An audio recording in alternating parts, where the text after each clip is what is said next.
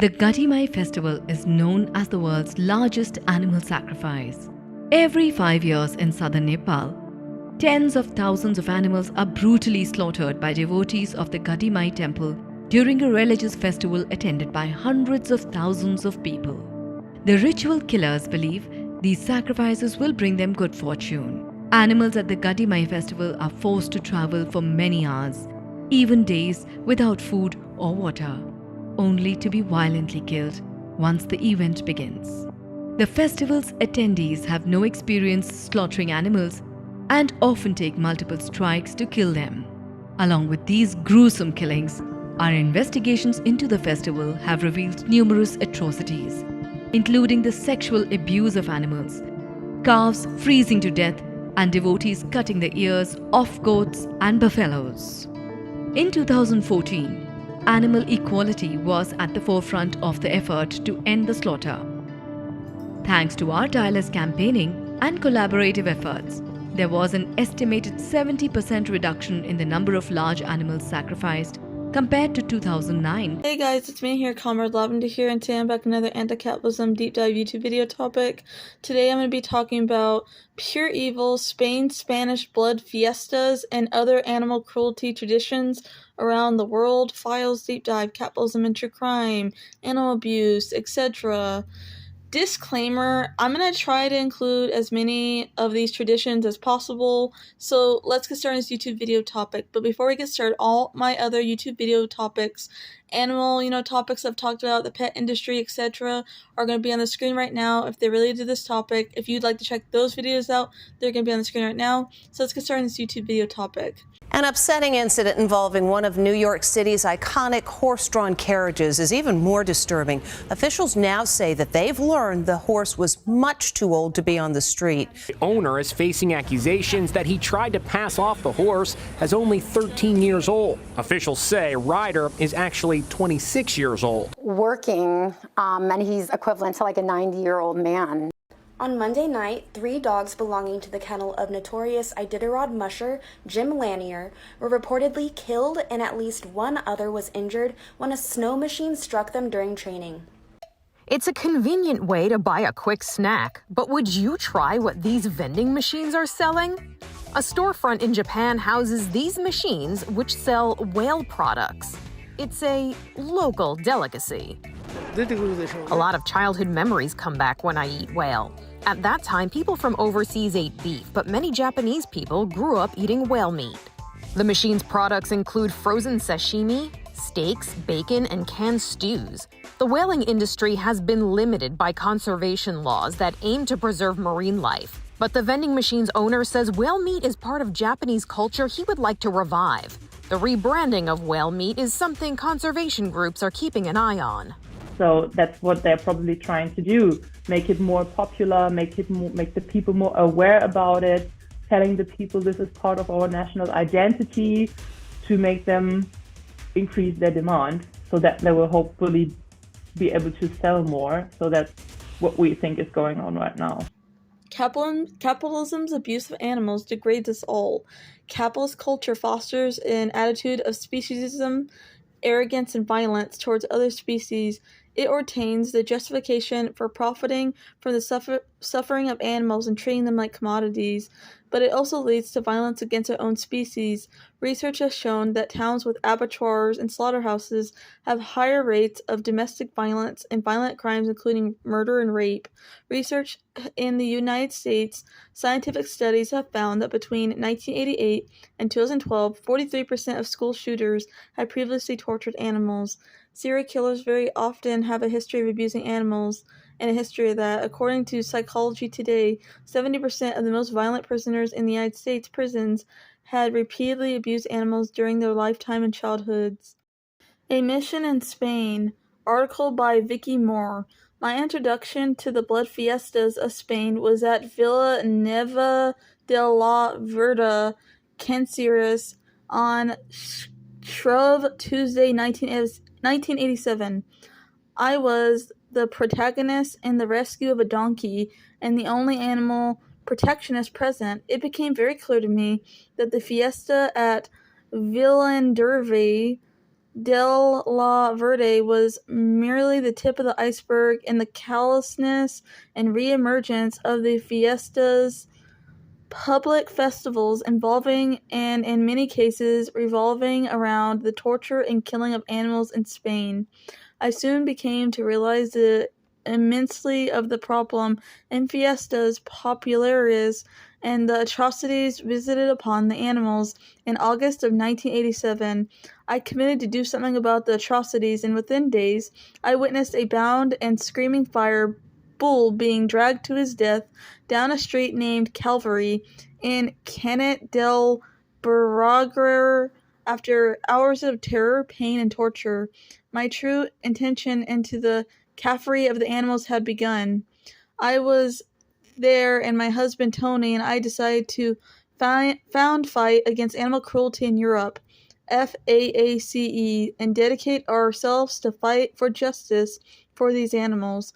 We chose for our logo the symbols of the sword and scales of justice. There was, at that time, very little photographic evidence of blood fiestas in Spain in the possession of animal rights movement. Mainly just saw a few fragmented eyewitness accounts and a lot of hearsay. A battered year-old magazine photograph constituted the only explicit visual proof I was shown when I was first told of these blood fiestas. One of our first objectives was to dominate these horrific fiestas, at first using straightforward camera equipment, and later we were able to afford a video camera. We decided it was a visual to build this comprehensive library of evidence. None of this work is without risk. There have been quite a few dangerous situations for both Tony and I. In January 1992, Tony monitored a fiesta that we had been observing for 3 years in Zamora, where a goat was thrown 60 feet from a church tower. In 1990, I saw a goat mortally injured in this festival. A year-long international campaign brought success with an order prohibiting any abuse of an animal here, issued from Spain's Ministry of the Interior. The order was ignored, and in 1991, 2 goats were flung from the tower but caught on canvases. I rescued the goats and placed them into Tasa del Mar Animal Refuge. This year, the throwing of the goat was prohibited once again, but despite attempts of riot police using tear gas, the crowd of 4,000 persisted, and another animal was thrown from the tower. Anyone with a camera was in danger. 20 people were injured by the mob. The Spanish television camera was smashed, and the press was attacked. Tony, although pretty used to situation in the fiestas, said it was a terrifying experience.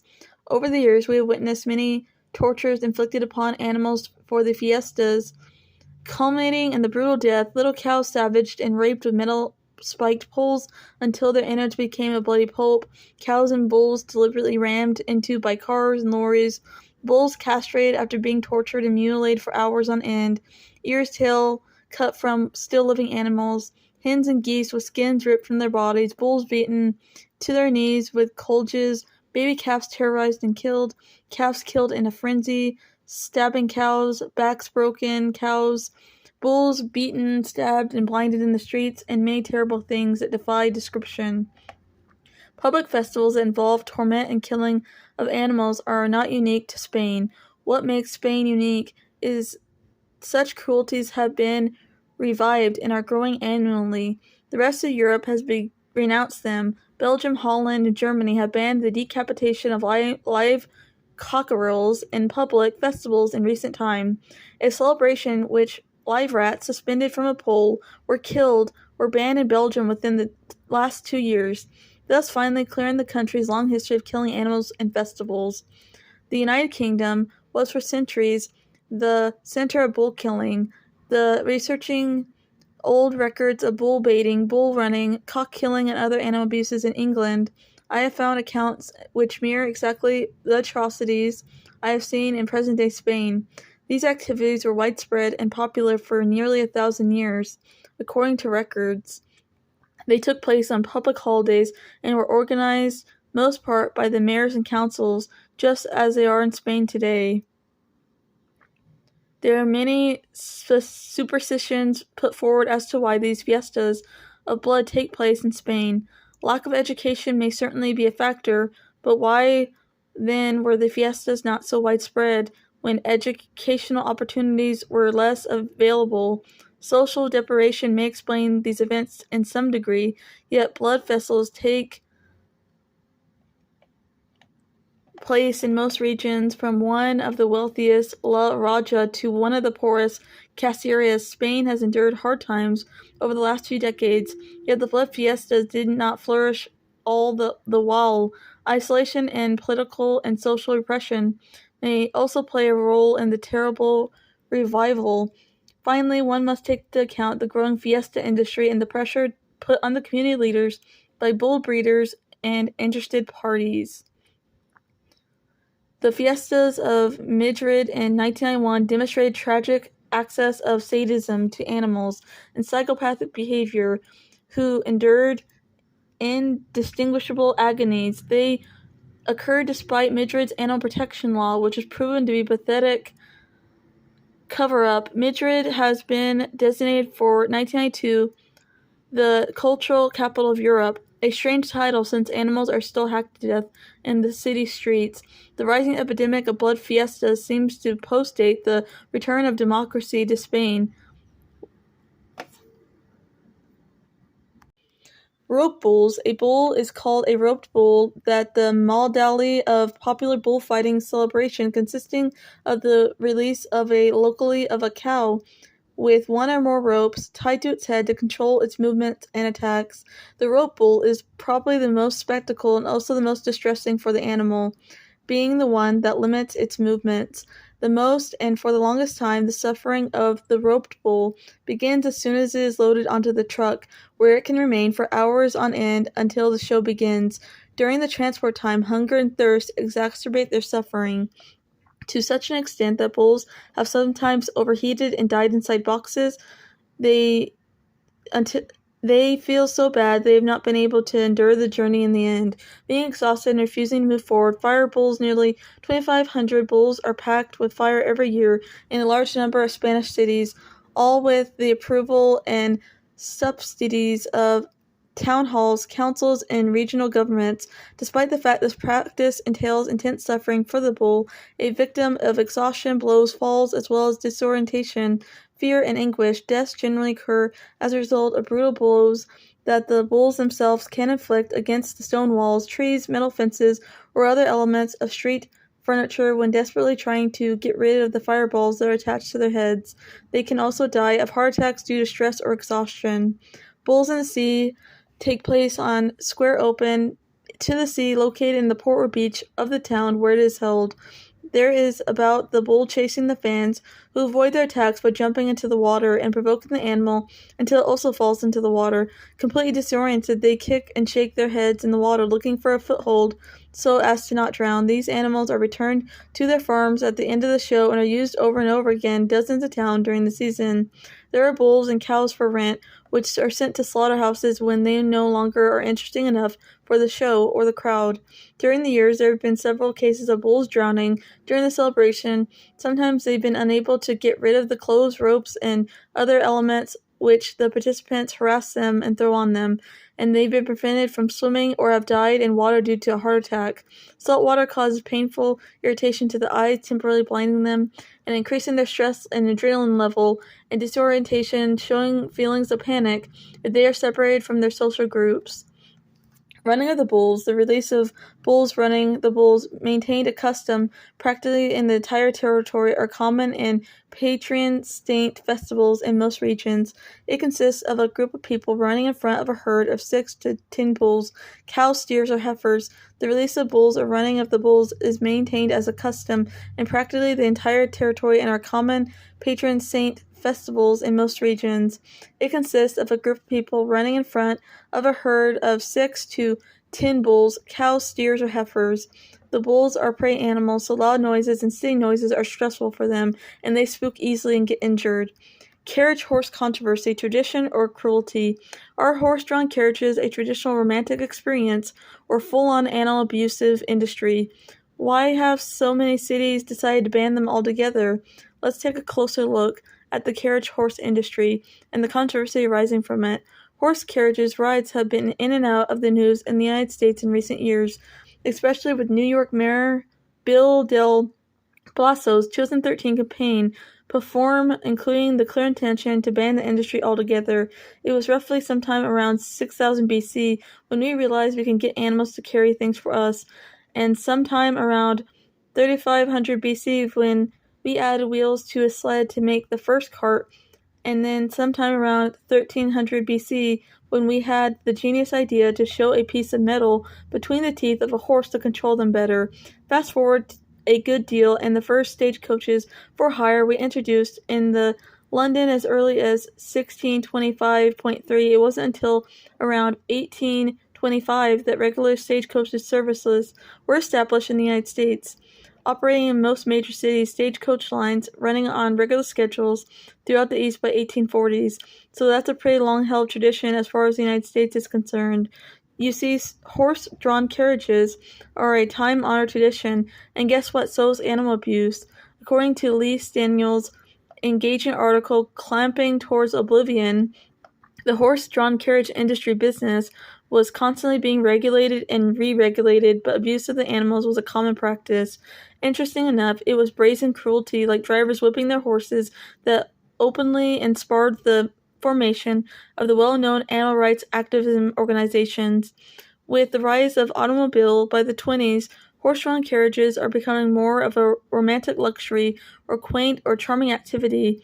In New York City, the carriage horses were limited to the area around an inside park in 1989. Opponents to the horse carriage industry cite sobering array of these horse-drawn carriage incidents resulting in property destruction as well as a severe injury or even death of horses and humans alike. The majority of these accidents are caused by horses spooking, a term referred to when horses are frightened or bold or act erratically.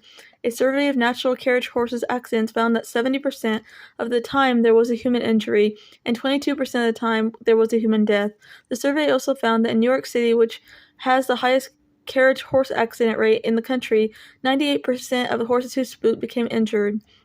Carriage horses also sometimes collapse from heat exhaustion, which can be fatal. Aside from incidents and injuries, horse-drawn carriage opponents also cite the objectionable living conditions and working conditions.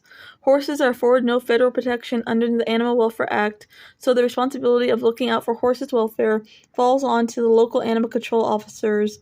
These horses are working 9 to 10-hour shift days, breathing in exhaust fumes and trudging along the hard pavement.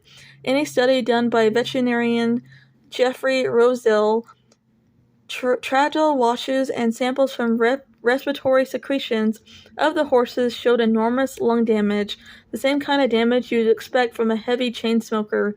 These horses live a truly nose-to-tailpipe existence. So what happens to these horses' bodies finally betray them? Like most failing race horses, the final destination for many of these carriage horses is the slaughterhouse. They are sent to auction to be sold for a pittance, shipped to Canada or Mexico or Japan and slaughtered for the food pet industry or the human consumption industry.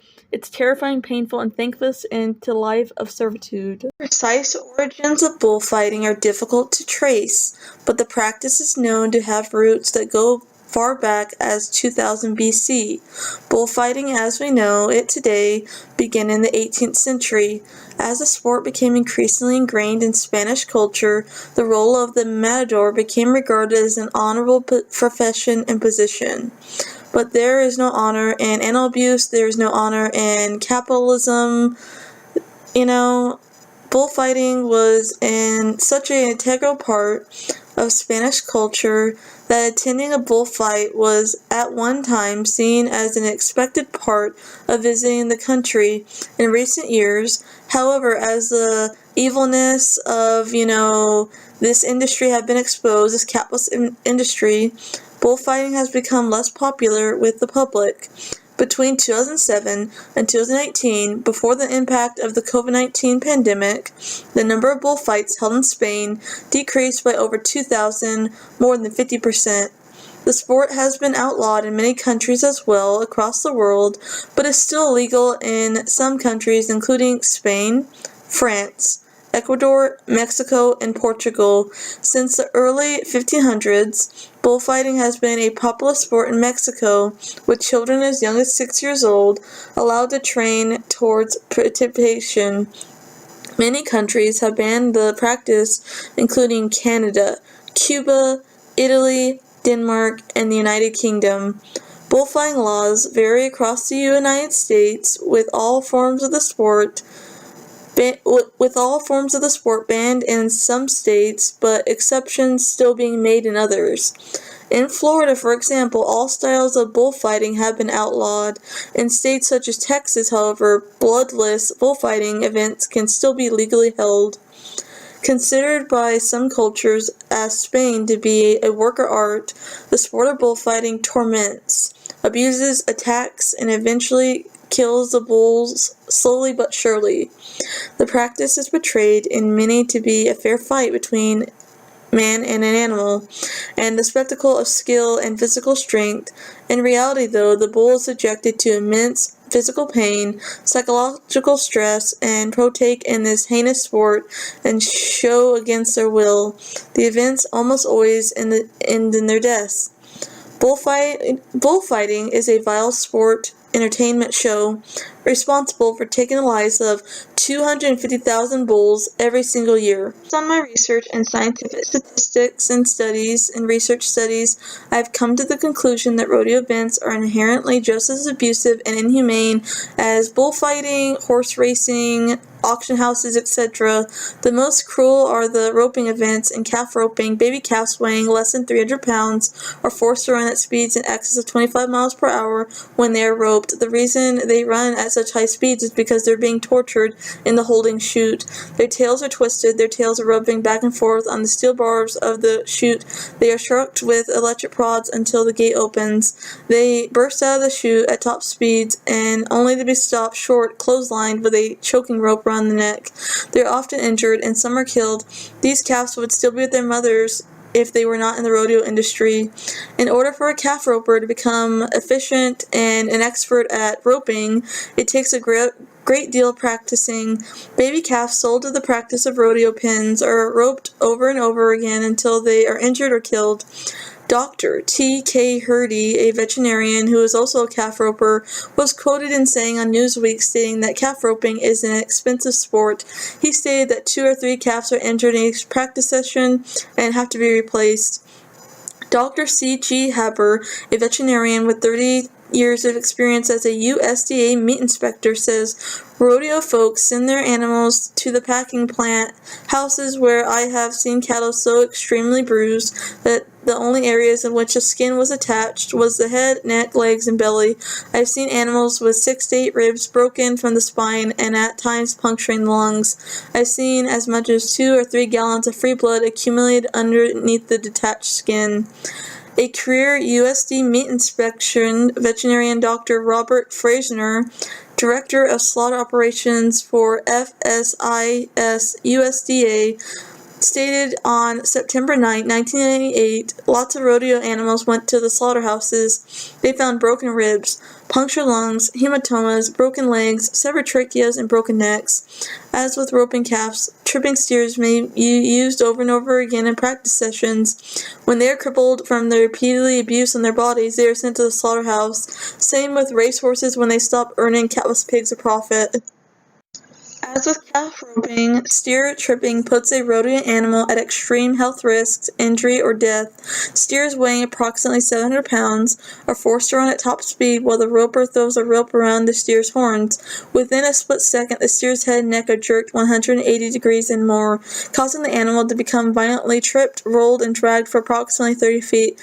That's a 700-pound body being dragged by the neck with the horns digging into the dirt. Sometimes the horns fracture.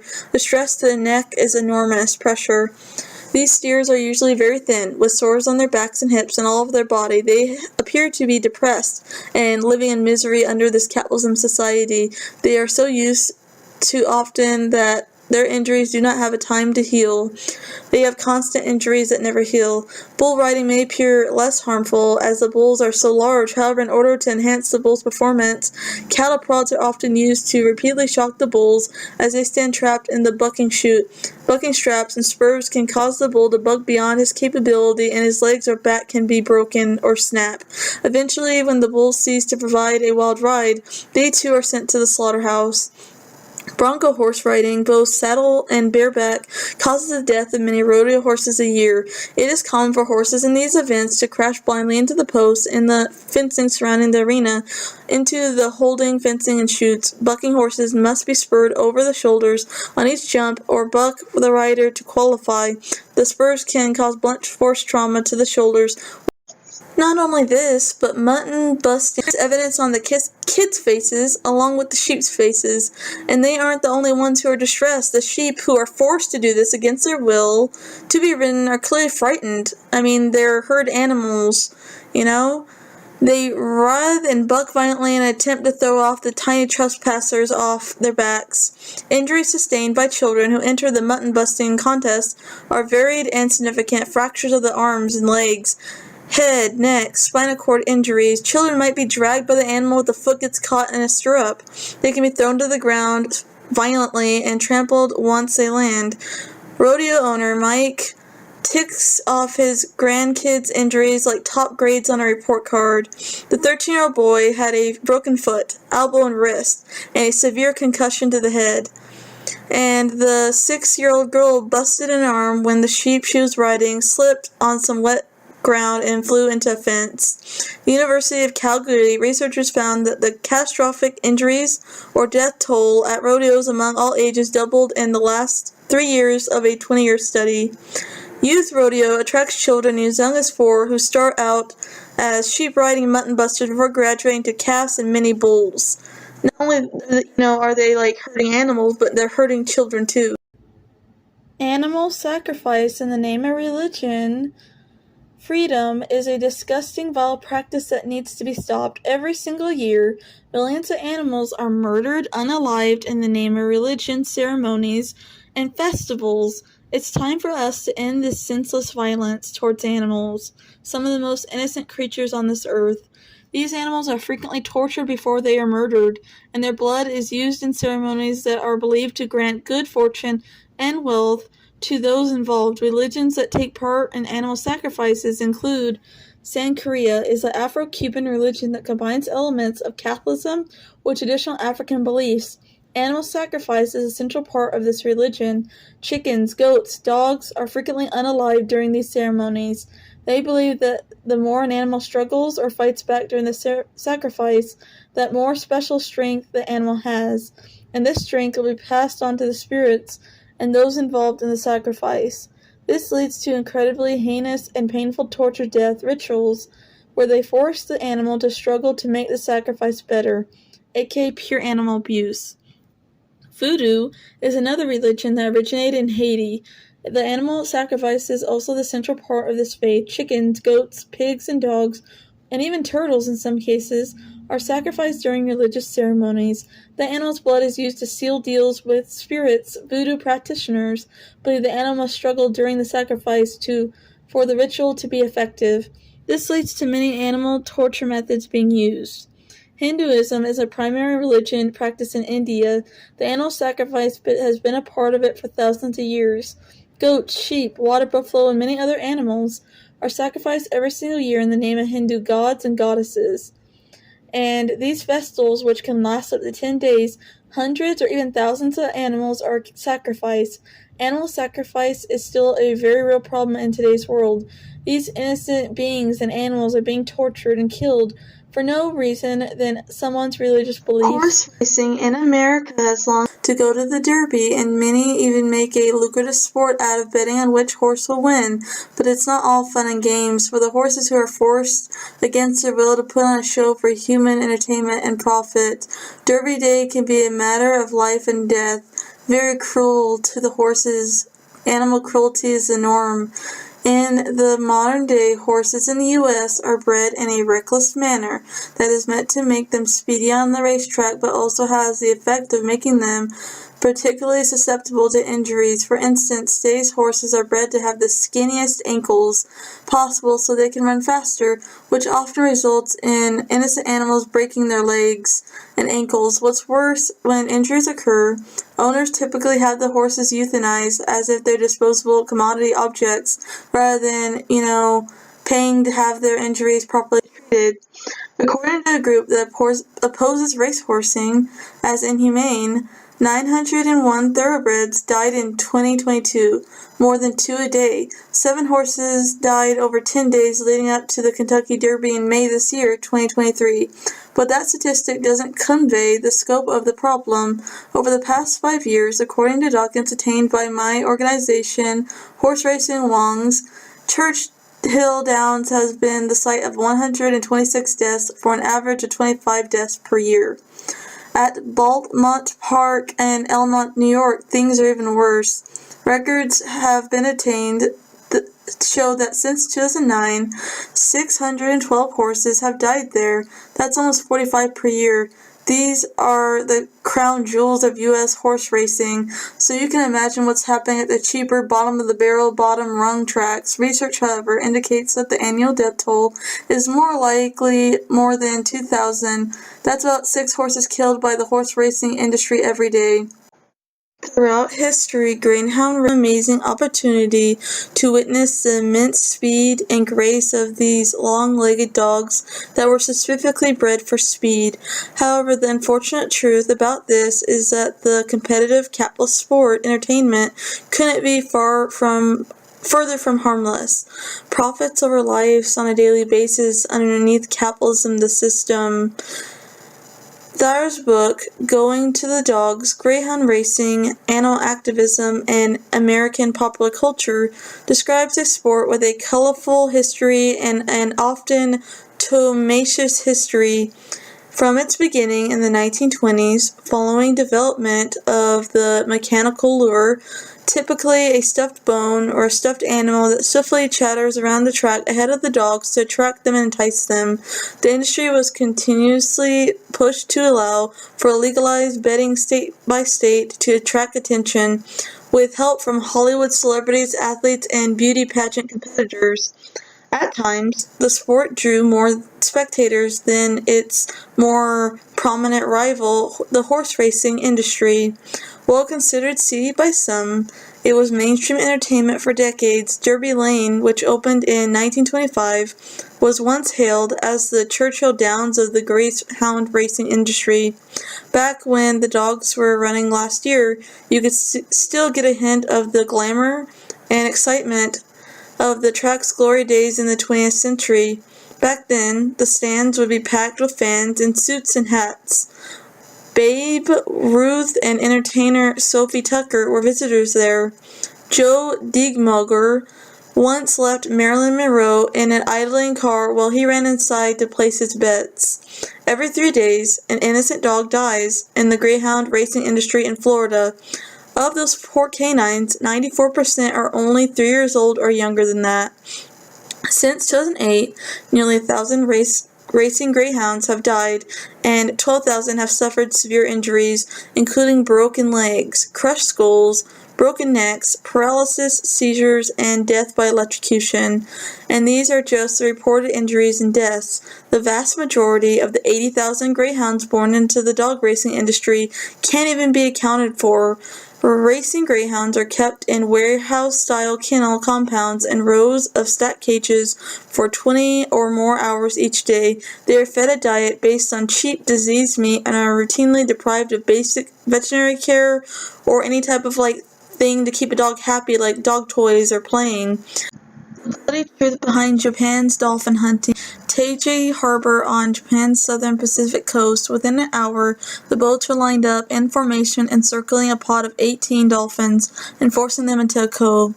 Some will be forced into aquariums and kidnapped. To others, the fate of the unchosen dolphins was even more cruel. Hunters stuck them with sharp metal spike into their necks, just behind their blowholes, making them suffocate in their own blood, turning the ocean water around them red.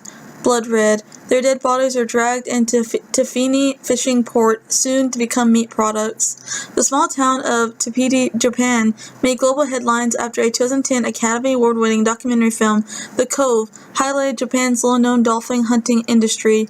While the film was highly acclaimed worldwide, the dolphin hunts are conducted across Japan, often using spearfishing. This town is particularly notorious because hunters here usually catch entire pods, leaving no chance for families to recover and causing a devastating impact on dolphin populations. Whales help fight climate change, yet Japan sells their meat from vending machines.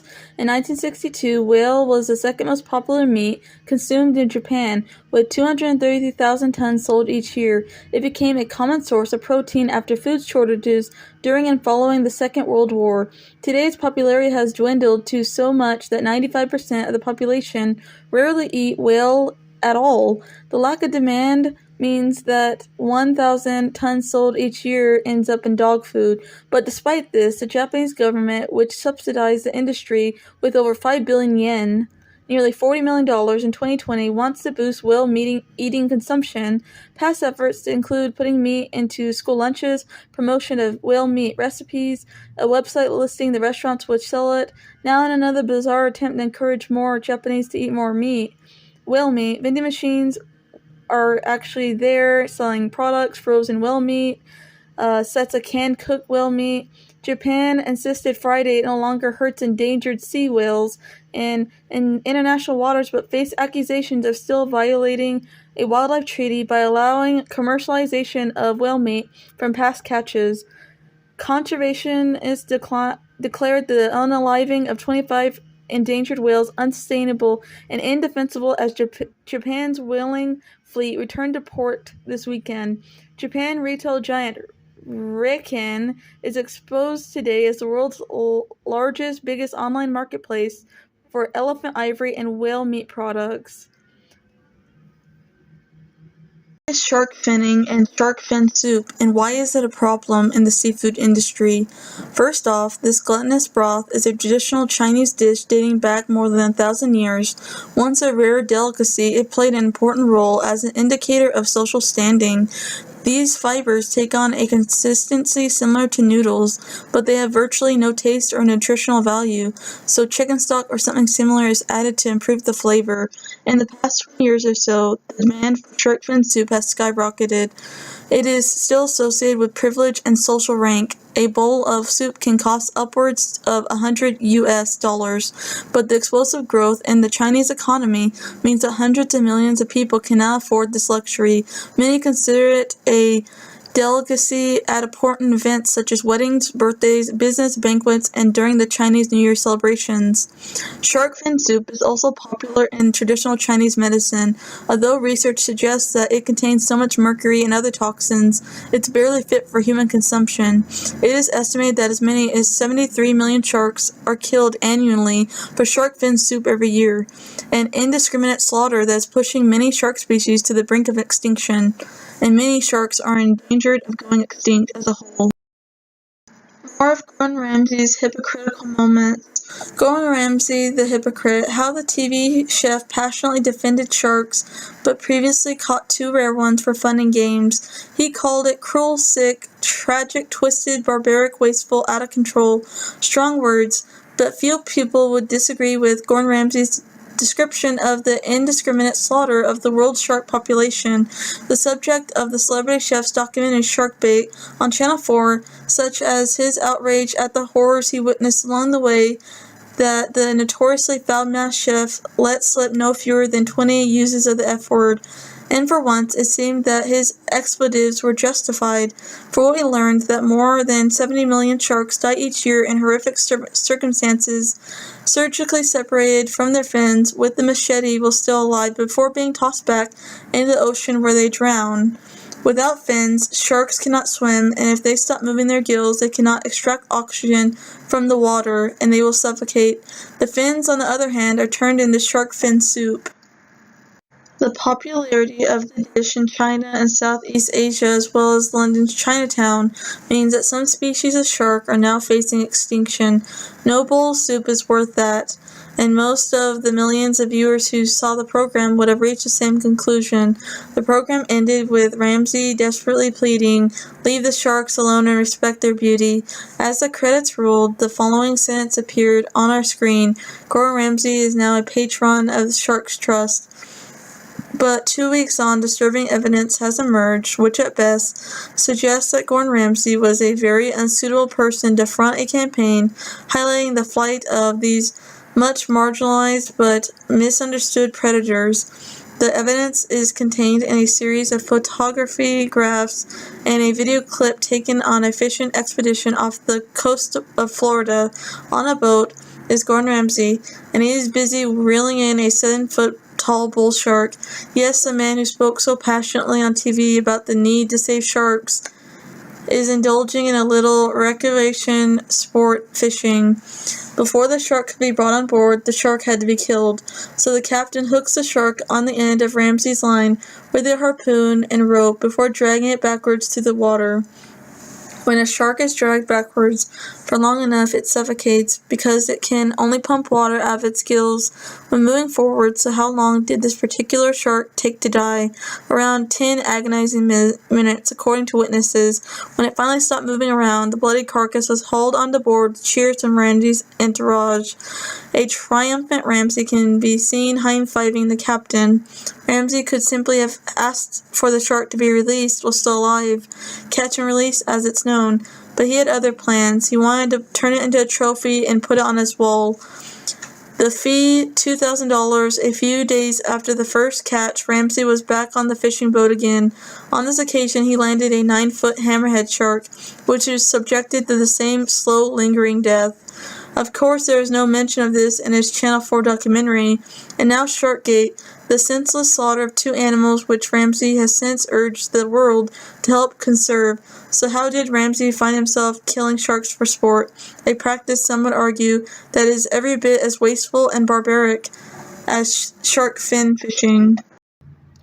The history of the dog meat trade throughout the years in history. The eating of dog meat can be traced back to the antiquity in parts of Southeast Asia within the Philippines. It now only occurs in a very small region in the north of the country. It is genuinely associated with male drinking culture in bars.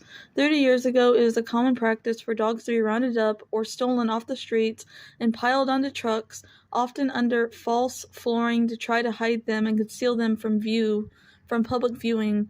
The dogs would then be transported in these conditions for up to 24 hours, piled on top of each other, desperately frightened with no idea of what fate awaited them. Many dogs would perish on these long journeys and barbaric journeys and transport, and those that did survive were brutally unalived upon arrival, before being skinned and sold for the meat industry. At the height of its trade, it was believed that up to 500,000 dogs were being unalived every year in the Philippines. Fortunately, the slaughter of dogs for human consumption is now illegal in the Philippines under the 1998 Animal Welfare Act. This has obviously made it so much harder for the traders to continue, but where there's money to be made in any industry, legally or otherwise, someone is always likely to give it a try. Despite the dramatic decrease in the trade, which was further exacerbated by amendments to the laws in 2011, introducing heavier penalties, they are still aware of a small amount of trading that goes on in the Philippines. More tourists mean more hotels, more waste, and fewer resources for the locals. It's easy to forget while we're sipping our frozen cocktails and alcoholic drinks that Bali has regions dealing with water scarcity. The dog meat industry in Indonesia, about 70,000 dogs are slaughtered in Bali Island every single year. The Bali Animal Welfare Association estimates the industry is entirely unregulated because unaliving dogs for food is legal in Indonesia. Roughly 70% of captured dogs in Bali are lassoed to a tree, partially strangled, and then butchered alive, while Indonesia's dog meat trade is hardly a new issue. Bali's dog meat trade has recently snagged international headlines after an undercover investigation led by Animals Australia reveals that some tourists to Bali were being fed dog meat without their consent or knowledge. In contrast to the local dog meat trade, the hunting, slaughtering, and consumption of cats was explicitly illegal in Vietnam until January 2020. However, the law has been revoked, and there are now more demand than ever for cat meat. This is particularly true in the north of the country, but its popularity is also spreading to other parts of Vietnam as far south as Ho Chi Minh City. The investigations by Four Paws and Change for Animals Foundation identified Hanoi and Thai Binh Province as Vietnam's cat meat hotspots, with large networks of hundreds of restaurants, holding areas, and slaughterhouses. To meet the increasing demand, free-roaming stray and pet cats were captured, stolen, and sold alive to wholesalers or directly to restaurants for slaughtering. Black cats are worth even more. The trade is not only a threat to animal welfare, but also to human health, with the threat of rabies, a particularly dangerous threat. Balinese men have a thing for cockfighting, and although gambling on the fights has been illegal in Indonesia since 1981 and forbidden in Hinduism, the fighting itself isn't. Lakui are animals who roam throughout Bali's forests looking for insects, seeds, and fruits, and coffee beans. After humans discovered that coffee beans exit the lowe's body intact, they started wondering what they might taste like. The result was smoother than regular coffee because they have digestive enzymes that take the acidity out of the beans. The industry is also entirely unregulated. They are kept in small cages and forced to eat only coffee beans, which doesn't contain the nutrition they would get out of their natural wild, free-roaming diet. The animals have health problems like infections or kept awake at a time they usually sleep and are so stressed out they lose their fur. That was a truly facepalm moment. CBS must know that elephant rides are often the product of extreme animal cruelty and animal abuse, including kidnap, full-body immobilization, and beatings with sharp hooks. Tell CBS that using and abusing elephants is never acceptable.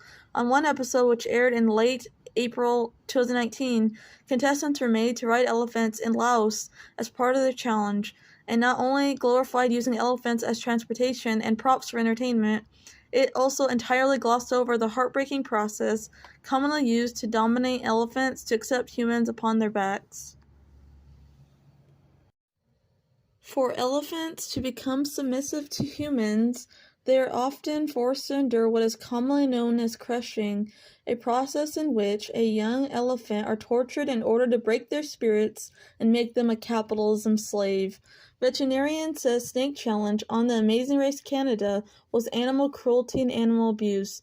Dr. Teresa Bassequit, a small and exotic animal vet in Sherwood Park outside of Edmonton, says while she's a fan of the series and the show The Amazing Race, she believes the segment where the live snakes had their gallbladders removed was inhumane.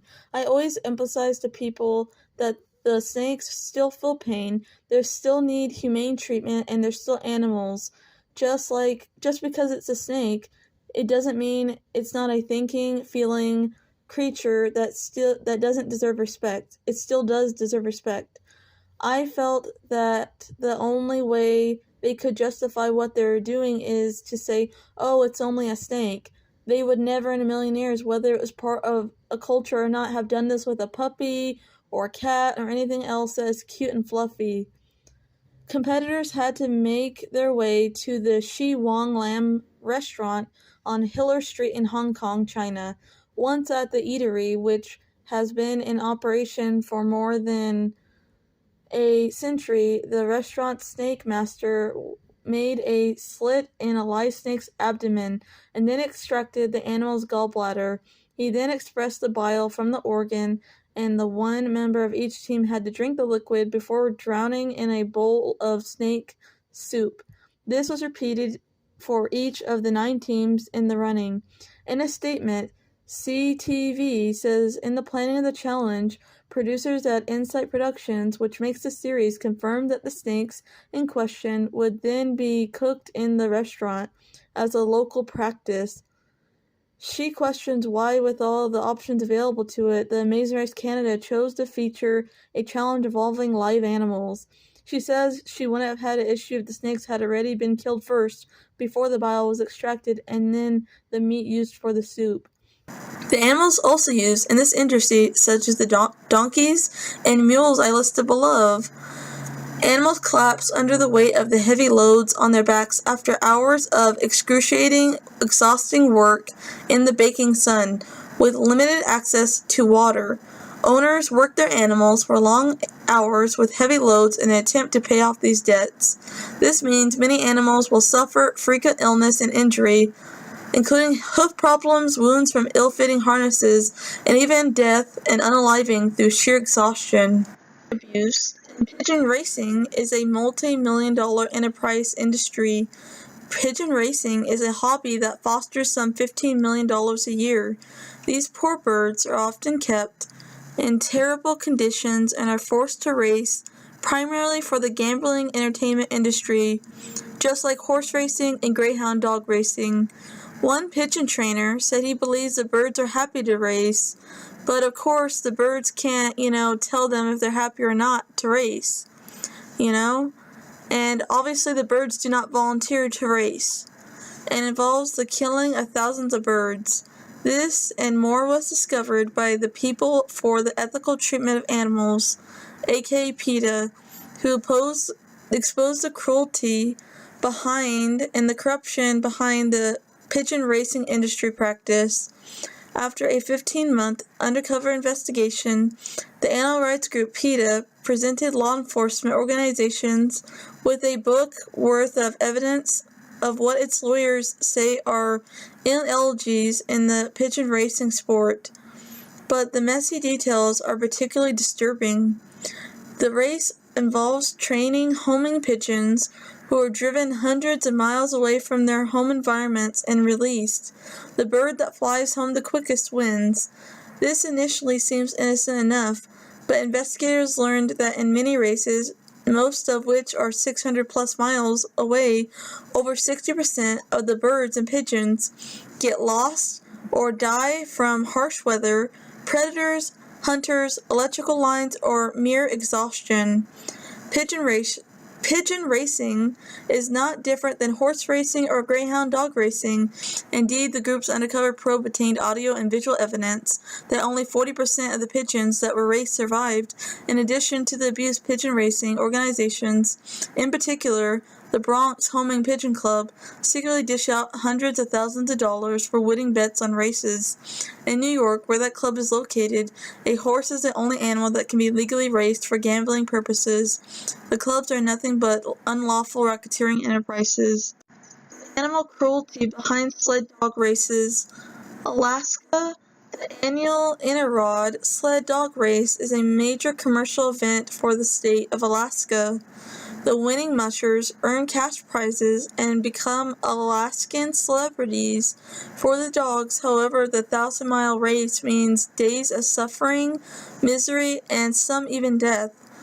The race begins, and teams of dogs will be forced to pull a sled over miles across the Alaskan wilderness, often running at a grueling pace of up to 100 miles per day for 7 to 10 days straight. Today, the event has become a corporate-sponsored moneymaker. Each participant pays an entry fee of more than $3,000, and winnings of up to $650,000 are shared among the top 30.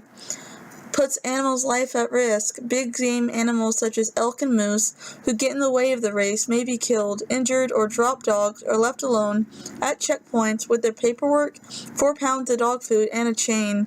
All dogs remain tethered at all times. Rule 42 regarding an expired dog states that all dog deaths are regrettable, but there are some that may be considered unpreventable. In some states, dog slaying conditions might be considered criminally cruel, such as in the state of California. Animal abuse at weddings. Arriving in an elegant horse pulling a carriage, walking down an aisle with a cute llama, and releasing snowy white doves at the ceremony sounds like an animal lover's dream wedding. Although using animals in weddings is currently trending, the use of elephants, horses, camels, and other animals have existed in certain cultures for centuries. None of us would ever knowingly harm an animal, but how many of us take into account their perspective? How many of us know what happens to the animals before and after the wedding ceremony? Here are some of the forms of animal exploitation in weddings. Some pigeons have no homing ability, and also dove releases sound romantic for weddings, but take away all the decorations at the weddings and beautiful Instagram photos, and they are the equivalent of pet dumping your helpless pets on the side of the road and abandoning them. The doves have no survival instincts. There's no way to celebrate anything. According to an article in Slate, dove releases are fairly common in the United States, but there aren't many laws concerning the abandonment of domesticated birds. In most jurisdictions in the United States, anyone can walk into a pet store, buy some white-ringed doves for about $25 each, and release them at a wedding or a funeral. Homing pigeons lack of survival skills due to selective breeding and captivity. They are usually killed by predators such as hawks, gulls, eagles, ravens, and cats. Related to dove releases are butterfly releases. As in the case with doves, butterflies lack survival skills due to selective breeding and captivity. They are packed in small envelopes and shipped long distances. Many die en route. The survivors are shipped on ice to keep them dormant. When the butterflies are released, many don't fly away, as they're too weak or disoriented to fly. Being in a foreign environment, they cannot fend for themselves or find food. Some butterflies ended up trampled by guests at a wedding. The use of horses may seem like a far cry from dove releases. However, many cities have banned horse-drawn carriages, and that number is growing in recent years. There are very few protections for horses, especially in the extreme heat of Florida. Protests occur regularly in St. Augustine over this issue. Horses will work until the ambient temperature reaches 95 degrees or the heat index reaches 105 degrees. This doesn't even take into account that carriage horses in the city continuously breathe in toxic, cancer-causing exhaust diesel fumes from automobiles. Horses develop debilitating leg problems from walking on hard surfaces like cement. They are also easily spooked by loud things such as fireworks and videographers' drones.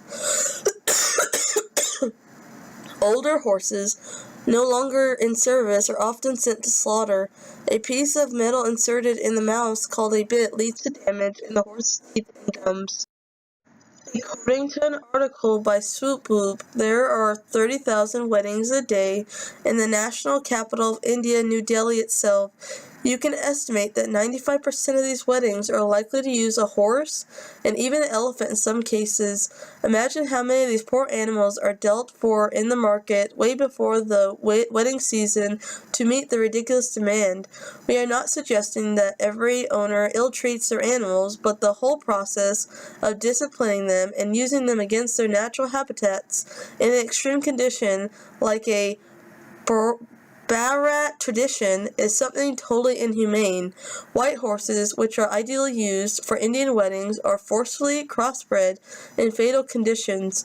They are chained and tied up, deprived of natural living conditions.